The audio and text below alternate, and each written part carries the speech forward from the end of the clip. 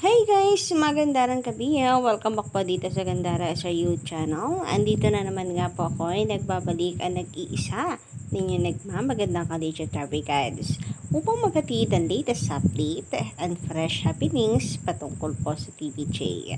Basta mga balita na may kinalaman po sa Itbulaga, sagot na po natin yan. Ganun din sa mga balita, chika sa loob at labas ng showbiz. Kaya naman, kung isa ka sa mga di pa nakaka-subscribe, i-click mo na yung subscribe button at notification bell para maging updated ka sa mga chika natin araw-araw at damay ng notification bell na nandyan sa baba para kayo ma-notify every time na may ilalabas po tayong bagong reaction na video.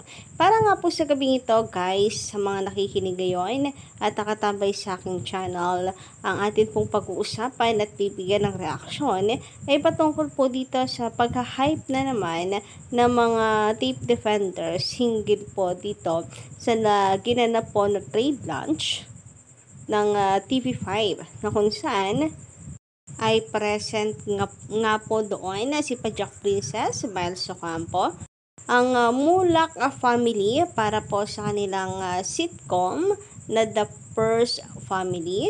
And then, syempre, hindi po mawawala dyan si Kuya Will. Kaso lamang po dahil sa pagkabitter, ng mga tape defenders, dinadami po nila ginagawan po ng issue lamat ang TVJ at si Kuya Will na para bang ang nais po nila ipabatid, sabihin, itatak sa isip ng mga tao is that inagawa ng spotlight ni Kuya Will ang TVJ. Kitams nyo kung gaano po ka-bitter ang mga taong yan. Gagawa po ng issue, palalakihin, at ipipilit na gawing katotohanan yung kanilang mga sinasabi. So, narito nga po ang hirit nito pong si Ted, Tape Everyday Defender. Hindi daw pala invited ang production firm ng Tio sa trade launch ng isang network na ginanap kamakailan lamang. Paano ba naman? Ayaw sa kanila ng pamunuan ng ibang business at main producer. Kaya ayaw silang makita sa naturang event. Alam kasi nila na malaking pera na ang inilaan sa show nila. Pero hirap na maka-break even man lamang. Ang naging bida tuloy ay ang nagbabalik na kuya na nagbibigay ng jacket. Pati ba naman pangalan ni Kuya Will, allergy itong si Ted. So, unahin po natin yung sinasabi niya dito na hindi daw invited. Unang-una, yung trade launch na ginanap ay para po yun sa mga bagong programa lamang ng TV5. Napakalinaw naman po siguro nun, di ba? Kaya nga nandun ang Pajak Princess, ang The First Family, at ang isa sa malaking inaabangan ng taong bayan, ang pagbabalik ni Kuya Will sa pamamagitan po ng Will to Win dito sa TV5. So malamang siya talaga ang bida dyan sapagkat ang kanya pong programa, nalalapit na programa ang inaabangan ng maraming tao ngayon. So, nasa kanya po ang spotlight noong gabing yon kaya hindi po nakapagtataka. Ngayon di ko maintindihan anong hugot nitong si Ted. Hindi naman po bago mag-iisang taon na ang Itbulaga dito sa TV5. So, bakit kinakailangan na nandoon sila? Banat nga po ni LM Entertainment at eto ang True Itbulaga Defenders Network na atin pong kapwa TVJ Defenders FYI. Ang trade launch ay para sa mga bagong labas na programa lang. Ang Will to Win ay isa sa bagong ila-launch na programa sa TV5 sa third quarter ng 2024. Di kami bangag at Bob Lacks na kagaya mo. April Baboy. Ay, bigla ako doon. Ted, Tape Defender. So, kung may hirit itong si Ted, may mic drop sa LM Entertainment. Hirit nila. Hindi daw imbitado ang trio sa nagdaang trade lunch ng TV station ng TV5 dahil ayaw na daw sila makita ng mga execs or executives ng media company. Kaya si Kuya Will na lang ang bida doon sa trade lunch. Hirap daw kasi maka-break even ang noontime show. Ang banat naman daw niya, banat ko. Ang trade lunch na idinaos ng TV network ay para lamang sa mga bagong ilalunch na programa sa third quarter. Samantalang ang iconic trio at ang kanilang noontime show ay hindi na bago pero profitable pa rin. So, hindi na sila kailangan pang lumabas sa event na yon. Oha, natumbok mo, LMTV. So, yun nga yun kaya nga trade lunch. Bagong ilalunch po kasi ng mga programa sa TV5. So, ano kaya itong nasa isip ni Ted? Bakit niya nasabi yon? Bilang guest, bilang viewer, ang TVJ, hindi naman po niya alam kung mayroon pong ibinigay na invitasyon sa TVJ para makilahok doon, masaksihan ang gagawing trade lunch.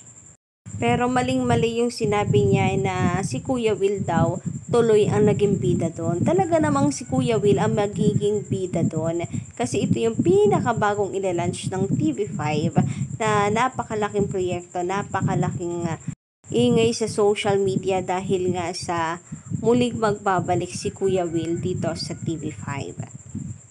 Alangan namang agawin ng TVJ ang spotlight na yon sa kanya. Pay nagkataon, magsasalita na naman sila, sasabihin, bida-bida talaga ang TVJ. Wala na talagang malugaran sa mga taong to, no? Pero sa bagay, ganun talaga, basher nga sila Kaya nga po sila naging basher, hindi ba?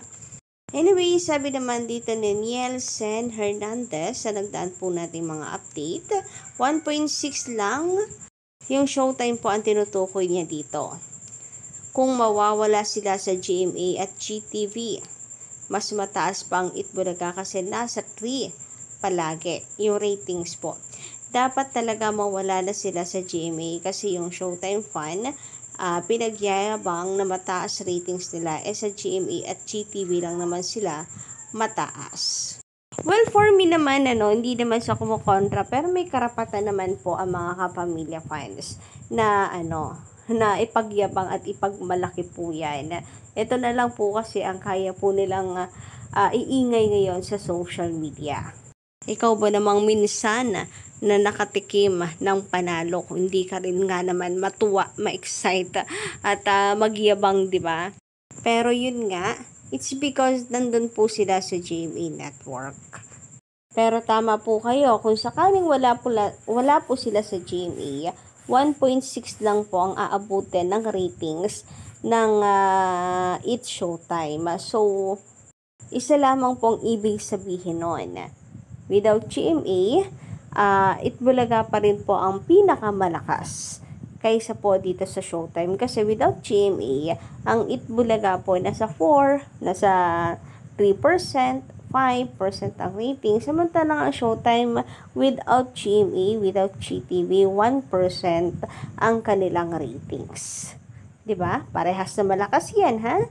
Hindi po natin ipagkakaila na malakas ang Showtime. Pero without GMA, kasi sila yung widest reach na channel, 1.6 lang po ang ratings nila kahit pa sabihin na malakas sila.